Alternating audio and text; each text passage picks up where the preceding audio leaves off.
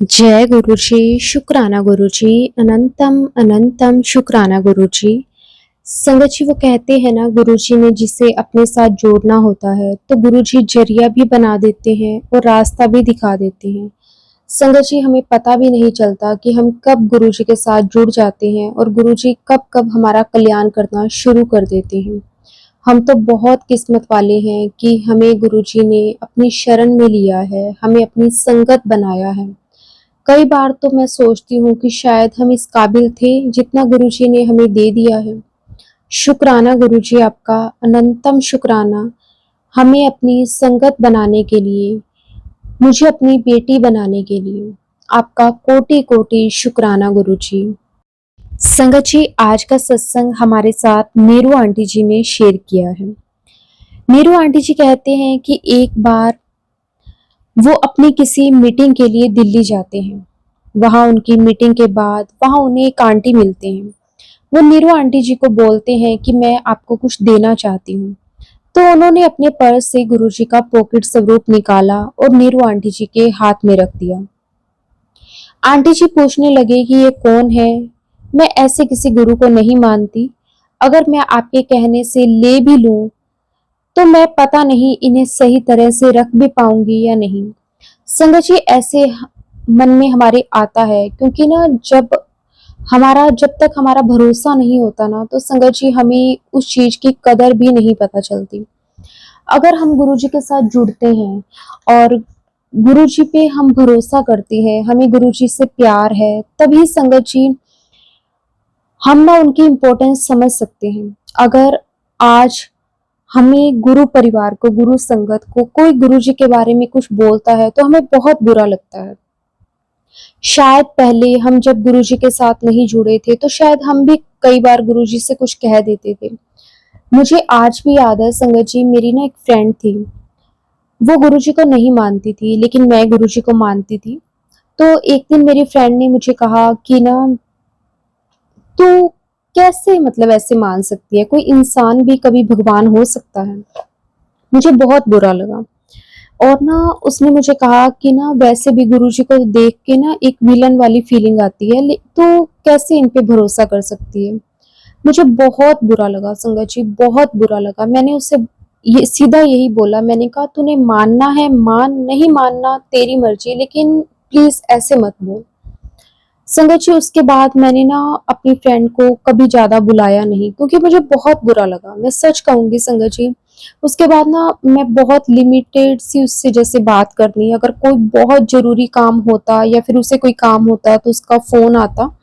उसने मुझे कई बार बोला तू आजकल मेरे से ढंग से बात नहीं करती। मैं हमेशा यही कहती कि मैं बहुत बिजी रहती हूँ, मुझे मेरे पास इतना वक्त ही नहीं होता कि मैं किसी से ऐसे बात करूं।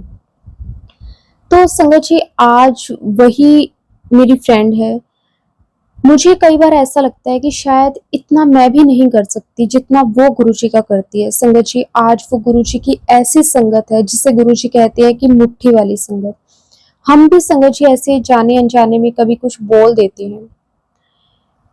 तो संगत जी ऐसे ही नीरू आंटी जी ने भी कहा कि मैं आपसे ये स्वरूप ले तो लूंगी, पता नहीं मैं इन्हें सही तरह से रख पाऊंगी या नहीं। प्लीज मुझे माफ करें, मैं ये नहीं ले सकती।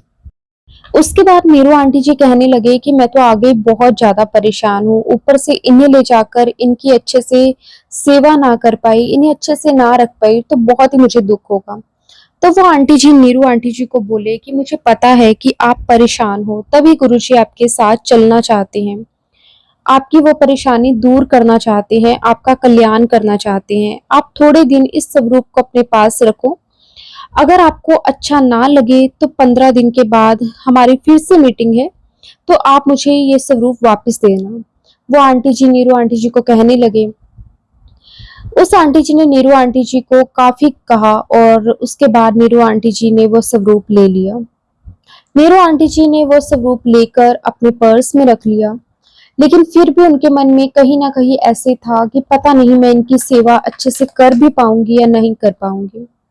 क्योंकि नीरू आंटी जी सिंगल मदर थे, उनकी शादी के 6 साल बाद उनके हस्बैंड उन्हें छोड़कर इस दुनिया से चले गए, गुरुजी के चरणों में चली गए। उनकी एक बेटी है और उसके बाद वो अपने पेरेंट्स के साथ ही रहती थी, एक अच्छी पोस्ट पर जॉब करती थी, जिससे उनका और उनकी बेटी का खर्चा अच्छे से निकल जाता था। उन्होंने जो भी अब तक कमाया वो अपनी बेटी की पढ़ाई लिखाई में ही लगाया, क्योंकि एक सिंगल पेरेंट्स के लिए बहुत मुश्किल होता है, बहुत सी प्रॉब्लम्स आती है, बहुत कुछ फेस करना पड़ता है। सबसे बड़ी बात लोगों की बातें। एक माँ के लिए ये चीज़ें बहुत मुश्किल है, सिंगल मदर के लिए बहुत मुश्किल है। मुझे ऐसा लगता है कि शायद ना जेंट्स फिर भी इन चीज़ों में ज़्यादा लोग उनको नहीं कहते, लेकिन लेडीज़ को लोग बहुत कुछ सुनाते हैं। वैसे आंटी जी को भी लोगों ने बहुत कुछ कहा, उन्होंने बहुत मुश्किल टाइम देखा। फिर भी जितना वो अपनी बेटी के लिए कर सकते थे, उससे कई बढ़कर उन्होंने किया। संगत जी, जब उस आंटी जी ने नीरू आंटी जी को गुरुजी का स्वरूप दिया, तो आंटी जी जब भी अपना पर्स उठाते, उनको फील होता कि जैसे कोई उन्हें सहारा दे रहा है। संगत जी, आंटी जी जो बचपन से ही उनको फूड एलर्जी थी, वो गेहूं नहीं खा सकते थे, कनक नहीं खा सकते थे, कनक से बनी कोई चीज नहीं खा पाते थे, दूध से बनी कोई चीज नहीं खा पाते थे, जैसे पनीर, दही, दूध, ऐसे ये चीजें नहीं खा पाते थे। उन्हें ना काफी तरह की फूड आइटम से एलर्जी थी। अगर वो कभी इस तरह की कोई फूड आइटम खा लेते ना, तो उनकी पूरी बॉडी पर रैशेस हो जाते थे, उनको खारिश स्टार्ट हो जाती थी। संगत जी, इस कारण से आंटी जी ने बहुत बार प्रॉब्लम्स को भी फेस किया। वो कहीं जाते तो खाने को लेकर उन्हें बहुत सी प्रॉब्लम्स होती। किसी के घर जाते, अगर वो इन आइटम्स को खाने से मना करते, तो लोग अपना अपना ज्ञान देने लग जाते। आप ये ले लो, ठीक हो जाओगे, आप ये कर लो, आप उसे दिखा लो, पता नहीं क्या क्या। कोई कुछ कहता तो कोई कुछ कहता। और कई कई लोग तो ऐसे भी कह देते थे कि नखरे करती है। संगत जी, आज के टाइम में कोई भी किसी की प्रॉब्लम्स को नहीं समझता, बस फ्री में अपना ज्ञान बांटता है, फ्री में हमें ये बताने की कोशिश करता है कि शायद हमें कुछ भी अकल नहीं है। मैं माफी चाहती हूँ संगत जी, अगर मैं कोई वर्ड गलत बोल दूं तो उसके लिए मैं हाथ जोड़कर माफी मांगती हूँ। लेकिन सच में आज के टाइम में मैंने देखा है कि लोग, दुनिया बहुत ज्यादा सेल्फिश है। जब तक किसी इंसान को आपसे मतलब है ना, तो वो इतना अच्छा और इतना मीठा बनता है ना, और जब उसे अपना मतलब निकल जाता है, तो उसके बाद संगत जी वो ढंग से हमसे बात तक नहीं करता। पहले तो आंटी जी को बहुत सी प्रॉब्लम होती थी, लेकिन धीरे धीरे आंटी जी को इन सब चीजों की आदत हो गई। आंटी जी को ये प्रॉब्लम जो हुई थी, फूड एलर्जी हुई थी, ये उनको शादी के बाद ही हुई थी। शादी से पहले उनको ये प्रॉब्लम्स नहीं थी। संगत जी, शादी के बाद ही आंटी जी को ये फूड आइटम से एलर्जी हुई है। और जब भी वो डॉक्टर को दिखाते हैं, तो डॉक्टर हमेशा यही बोलते हैं कि आपको जिन जिन फूड आइटम से एलर्जी है, आपको वो फूड आइटम्स छोड़नी पड़ेंगी। संगत जी, उसके बाद जब आंटी जी की बेटी 20 साल की हुई, तो उसके बाद उसे भी ये सेम प्रॉब्लम्स होने लगी। संगत जी, उसको भी ये सब चीजों से एलर्जी रहने लगी। पहले वो भी बिल्कुल ठीक थी, उसे भी किसी तरह की कोई प्रॉब्लम नहीं थी, लेकिन जैसे ही वो बड़ी होने लगी, उसकी एज बढ़ने लगी, तो उसे भी ये सेम प्रॉब्लम्स होने लग गई। उसे भी फूड आइटम से एलर्जी रहने लगी। पहले उसे ऐसी कोई प्रॉब्लम नहीं थी, जैसे जैसे वो बड़ी हो रही थी, उसे सेम वही प्रॉब्लम्स होने लगी जो आंटी जी को थी। आंटी जी इस बात को लेकर बहुत परेशान थी कि मैंने तो चल जैसे तैसे करके अपनी लाइफ निकाल ली, लेकिन इसे ऐसा कुछ ना हो। उन्होंने बहुत से डॉक्टर्स को दिखाया, लेकिन सब डॉक्टर ने यही कहा कि आपको ना ये सभी आइटम्स जो है ना, आपको छोड़नी पड़ेगी, क्योंकि ये जेनेटिक प्रॉब्लम्स है। लेकिन आंटी जी ने भी बताया कि मुझे ऐसी प्रॉब्लम पहले नहीं थी, मुझे मैरिज के बाद ये प्रॉब्लम्स रहने लगी है। तो वो डॉक्टर्स कहते हैं कि 90% चांसेस है कि ना जो प्रॉब्लम्स आपको है ना, वो आपके बच्चों को भी होंगी, चाहे आज हो चाहे कल हो। और सेम आंटी जी की बेटी को भी वैसे ही प्रॉब्लम्स होने लगी। जिस जिस आइटम से एलर्जी थी उसे छोड़नी होंगी, डॉक्टर्स हमेशा ऐसे ही कहते थे। संगत जी, फिर एक दिन आंटी जी ने अपने पर्स से गुरुजी का स्वरूप निकाला और गुरुजी को बोलने लगे कि मैंने सुना तो बहुत है आपके बारे में, लेकिन आप मुझ पर कृपा करोगे तब मैं मानूंगी। आंटी जी गुरुजी को कहने लगे कि मैंने तो अपनी लाइफ बिना किसी सहारे की काट ली। जितना हो सका मैंने अपनी बच्ची के लिए भी किया, लेकिन मैं उसको अपनी तरह एक एक चीज खाने के लिए तरसते हुए नहीं देख सकती। आंटी गुरुजी से कहने लगी कि जिस तरह से मैंने हर एक चीज़ के लिए मैं तरसी हूँ, अगर मेरा मन भी करता था ना कि ये चीज़ मैं खाऊँ, लेकिन मेरी इस प्रॉब्लम के कारण मैं नहीं खा पाती थी, तो मैं नहीं खाती थी। लेकिन मैं ये नहीं चाहती कि मेरी बेटी के साथ भी कुछ ऐसा हो, वो भी एक-एक चीज़ के लिए तरसे। प्लीज़ गुरुजी, ऐसी कृपा करो कि मेरी बेटी ठीक हो जाए। संगत जी, उसके कुछ दिन के बाद आंटी जी की बेटी ने अपने आगे की स्टडी के लिए अब्रॉड जाना था। उसके बाद लेकिन संगत जी, आंटी जी अंदर ही अंदर बहुत परेशान थे कि वहाँ जाकर ये कैसे सर्वाइव करेगी। इसने कुछ खाना-पीना नहीं है, अगर खा लेगी तो परेशान होगी। संगत जी, क्योंकि आंटी जी अपनी बेटी को लेकर बहुत परेशान रहते थे। वो चाहते थे कि उनकी बेटी अपनी लाइफ में सेट हो। इसलिए आंटी जी ने उसके लिए बहुत मेहनत करी है। उसे अब्रॉड तक स्टडी के लिए आंटी जी ने भेजने के लिए इतना कुछ करा। लेकिन जब उसे ये प्रॉब्लम होने लगी फूड से रिलेटेड, तो आंटी जी बहुत परेशान रहने लगी कि अगर वो वहाँ चली गई, उसे वहाँ पे जाकर कोई प्रॉब्लम हो गई, तो इसको कौन सँभालेगा? तो ना आंटी जी के ना मन में से ना एक आवाज़ आती है कि तू घबरा ना। आंटी जी को लगता है कि ये उनको वहम हुआ है, तभी उन्हें फिर से एक आवाज़ आती है कि तू घबरा ना।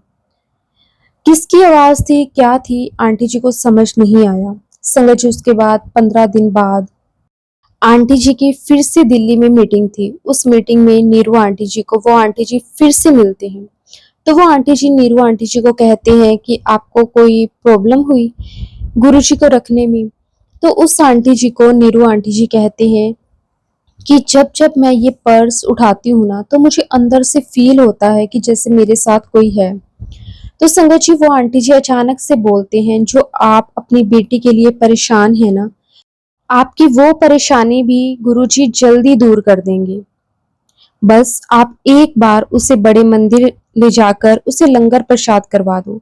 संगत जी, वो आंटी जी कैसे ये सब बोलते हैं, नीरू आंटी जी सोचने लग जाती हैं, क्योंकि नीरू आंटी जी ने कभी भी आज तक उन्होंने अपनी बेटी के लिए किसी से भी ऐसी बात नहीं करी, क्योंकि वो हमेशा से डरते थे कि वो बेटी है, कल को ऐसे ना हो कि लोग बातें करें कि इसकी बेटी को तो ये प्रॉब्लम है, क्योंकि कल को उसकी शादी होनी है, उसका करियर पड़ा है। तो आंटी जी बहुत घबराते थे, तो इसलिए आंटी जी ने कभी भी अपनी बेटी के बारे में किसी से बात नहीं करी। लेकिन जब वो आंटी जी ने बोला ना, तो नीरू आंटी जी एक बार के लिए तो बिल्कुल सुन्न हो गए, वो सोच में पड़ गए कि मेरी बेटी की प्रॉब्लम मैंने कभी किसी के साथ शेयर नहीं करी, फिर इनको कैसे पता? और आंटी जी बार-बार बस मन में यही सोच रही थी कि इनको कैसे पता कि मैं उसके लिए परेशान हूँ। संगत जी, लेकिन पता नहीं क्यों नीरू आंटी जी की भी हिम्मत नहीं हुई पूछने की कि आपको कैसे पता कि मैं अपनी बेटी के लिए परेशान हूँ। संगत जी, फिर आंटी जी अपने घर आ जाते हैं। उसके 10 दिन के बाद आंटी जी की बेटी को अब्रॉड के लिए फ्लाइट थी। तो उन्होंने भी फ्लाइट दिल्ली से ही लेनी थी और दिल्ली जाकर पहले वो बड़े मंदिर गुरुजी के आगे माथा टेकते हैं, लंगर प्रसाद करते हैं। संगत जी, लंगर प्रसाद में थी आटे की पूरी प्रसाद, दाल प्रसाद, सब्जी प्रसाद, खीर प्रसाद। उसमें वो सब आइटम्स थी जो आंटी जी की बेटी को डॉक्टर ने फूड एलर्जी के कारण रोकी हुई थी। सेम ही वो चीजें आंटी जी को भी रोक रखी थी। संगत जी, आंटी जी वहां बैठे बैठे सोच रहे थे कि कल इसकी फ्लाइट है, अगर इसकी तबीयत खराब हो गई खाने से तो बहुत मुश्किल हो जाएगी। आंटी जी मन ही मन सोचे जाएं और प्रसाद को खाए जाएं। संगत जी, उसके कुछ देर के बाद आंटी जी की बॉडी पर रैशेज होने लगे, लेकिन उनकी बेटी को कुछ नहीं हुआ। आंटी जी को भी इतना नहीं हुआ, लेकिन उनकी बेटी को तो बिल्कुल भी नहीं हुआ। शुक्राना गुरुजी, आपका अनंतम अनंतम शुक्राना। संगत जी, उसके नेक्स्ट डे आंटी जी की बेटी की फ्लाइट थी। जब आंटी और एयरपोर्ट पहुंचे ना, वहां उनके ही रिश्तेदार यानी कि उनके ही रिलेटिव्स में एक फैमिली मिलती है, जिनकी बेटी ने भी वहीं जाना था जहां नीरू आंटी जी की बेटी ने जाना था। उसकी भी सेम यूनिवर्सिटी थी और सेम फ्लाइट थी। जय गुरुजी, शुक्राना गुरुजी। संगत जी, ऐसे गुरुजी ने आंटी जी की ये प्रॉब्लम भी दूर कर दी। आंटी जी बहुत परेशान थी कि उनकी बेटी अकेली है, वो वहां पे अकेले कैसे सरवाइव कर पाएगी। लेकिन गुरुजी ने देखो संगत जी, पहले ही उसका इंतजाम कर दिया। आंटी जी की बेटी के लिए पहले ही उन्होंने उनके ही रिलेटिव्स में एक लड़की को भेज दिया ताकि उनकी बेटी अकेली ना हो। और आंटी जी का जो डर था वो भी देखो संगत जी खत्म कर दिया गुरुजी ने। संगत जी उसके बाद अब तक आंटी जी की बेटी को गए हुए लगभग 5 साल हो गए हैं, लेकिन उसे किसी भी तरह की कोई फूड प्रॉब्लम नहीं है। वहाँ रहने के लिए वो जॉब करती है और संगत जी वो बहुत अच्छे से रह रही है, सब गुरुजी की मेहर है। ये तो संगत जी जब आंटी जी की बेटी को जाना था ना, तो आंटी जी उसके लिए इतना परेशान थी कि वो वहां पे अकेले कैसे सरवाइव करेगी, पता नहीं उसका मन लगेगा नहीं लगेगा। और आंटी सबसे ज्यादा परेशान थी उसकी फूड एलर्जी को लेकर। देखो संगत जी, लेकिन गुरुजी ने उनकी सारी प्रॉब्लम्स खत्म कर दी। सबसे पहले गुरुजी ने उसको हेल्थ ब्लेस करी, और गुरुजी कहते हैं कि सबसे पहले मैं आपको हेल्थ ब्लेस करता हूँ। संगत जी जो उसकी फूड एलर्जी थी वो गुरुजी ने खत्म करी, उसके लिए गुरुजी आपका अनंतम अनंतम शुक्राना, कोटि कोटि शुक्राना। और उसके बाद संगत जी गुरुजी ने उसे वेल्थ ब्लेस करी, उसके लिए भी गुरुजी आपका बहुत बहुत शुक्राना। संगत जी वो आज अच्छी जॉब पर है और उसकी स्टडी भी कंप्लीट हो गई है, अच्छा कमा रही है, और आंटी जी भी उसके पास 2 बार जा चुके हैं। शुक्राना गुरुजी आपका, अनंतम अनंतम शुक्राना, कोटि कोटि शुक्राना गुरुजी। बस ऐसे ही अपनी कृपा मेहर सदा बनाए रखना, सर्बत का भला करना मेरे मालिक। संगत जी सच में बस एक बार सच्चे मन से गुरुजी पे भरोसा करके देखो, गुरुजी सच में हमारी पूरी लाइफ बदल देते हैं। शुक्राना शुक्राना, अनंतम अनंतम शुक्राना गुरुजी, कोटि कोटि शुक्राना गुरुजी। हमेशा अंग संग सहाय रहने के लिए गुरुजी आपका जितना भी शुक्राना करें वो कम है। संगत जी जब हम गुरुजी पर सब कुछ छोड़ देते हैं ना, तो गुरुजी भी हमारी जिम्मेवारी जन्मों जन्मों के लिए ले लेते हैं। और गुरुजी कहते हैं कि जब परिवार का एक सदस्य भी मेरे साथ जुड़ जाता है ना, तो उसकी ब्लेसिंग्स पूरे परिवार को मिलती है। और संगत जी ये बात बिल्कुल सच है। सिर्फ आंटी जी गुरुजी के साथ जुड़े थे, लेकिन गुरुजी ने आंटी जी की बेटी को भी ब्लेस करा, और आज आंटी जी की बेटी भी गुरुजी को बहुत मानती है, उन पे बहुत भरोसा करती है। और वहाँ पे जहाँ वो रहती है वहाँ पे भी गुरुजी के सत्संग होते हैं, उसमें भी कई बार गुरुजी के सत्संग अटेंड करे हैं। शुक्राना गुरुजी आपका, अनंतम अनंतम शुक्राना गुरुजी, कोटि कोटि शुक्राना, लख लख बार शुक्राना गुरुजी। बस अपनी कृपा मेहर सदा ऐसे ही बनाए रखना, सर्बत का भला करना मेरे मालिक। संगत जी अब मैं अपने सत्संग को, अपनी वाणी को यहीं पे विराम देती हूँ। अगर सत्संग के दौरान मैंने कुछ गलत बोल दिया हो तो संगत जी मुझे माफ कर देना, गुरुजी आप भी मुझे माफ कर देना। ओम नमः शिवाय, शिवजी सदा सहाय। ओम नमः शिवाय, गुरुजी सदा सहाय। जय गुरुजी, शुक्राना गुरुजी, अनंतम अनंतम शुक्राना गुरुजी।